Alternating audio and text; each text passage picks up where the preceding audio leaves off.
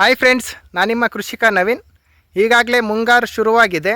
ಹಾಗಾಗಿ ನಾವು ಮೊದಲಿಗೆ ಮುಂಗಾರಲ್ಲಿ ಮಾಡಬೇಕಾದ ಒಂದು ಮುಖ್ಯವಾದ ಕೆಲಸ ಅಂದರೆ ನಮ್ಮ ತೆಂಗಿನ ತೋಟಗಳಲ್ಲಿ ಮತ್ತು ಅಡಿಕೆ ತೋಟಗಳಲ್ಲಿ ಮತ್ತು ಹಣ್ಣಿನ ತೋಟಗಳಲ್ಲಿ ಹಲವಾರು ಗಿಡಗಳು ಹೋಗಿರ್ತವೆ.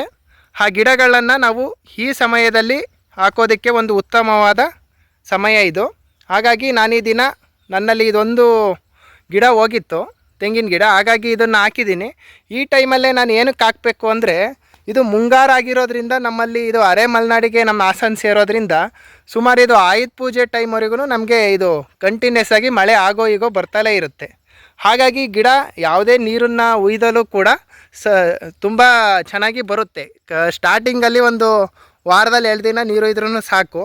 ಆಮೇಲೆ ನೀರು ಇಲ್ಲ ಅಂದ್ರೂ ಕೂಡ ತುಂಬ ಚೆನ್ನಾಗಿ ಬರುತ್ತೆ. ಹಾಗಾಗಿ ಇದು ಒಂದು ಕರೆಕ್ಟ್ ಟೈಮ್ ಅಂತ ನನ್ನ ಕಡೆಯಿಂದ ರೈತರಿಗೆ ಒಂದು ಕಿವಿ ಮಾತು. ಈ ಟೈಮಲ್ಲೇ ತುಂಬ ಚೆನ್ನಾಗಿ ರೂಟ್ಸ್ಗಳು ಬರುತ್ತೆ, ಅಂದರೆ ಹೊಸ ಬೇರುಗಳು ಬರ್ತವೆ. ಹಾಗಾಗಿ ಈ ಟೈಮಲ್ಲಿ ನಾವು ಯಾವುದೇ ಗಿಡಗಳನ್ನು ನಾಟಿ ಮಾಡಿದ್ರೂ ಫೇಲ್ಯೂರ್ ಚಾನ್ಸಸ್ ತುಂಬ ಕಮ್ಮಿ ಇರುತ್ತೆ. ಹಾಗಾಗಿ ಇದು ರೈಟ್ ಟೈಮ್ ಇದೆ. ನಿಮ್ಮ ತೋಟಗಳಲ್ಲಿ ಯಾವ್ಯಾವ ಗಿಡಗಳು ಹೋಗಿದೆ ದಯವಿಟ್ಟು ರೈತರುಗಳು ಹಾಕಿ. Thank you.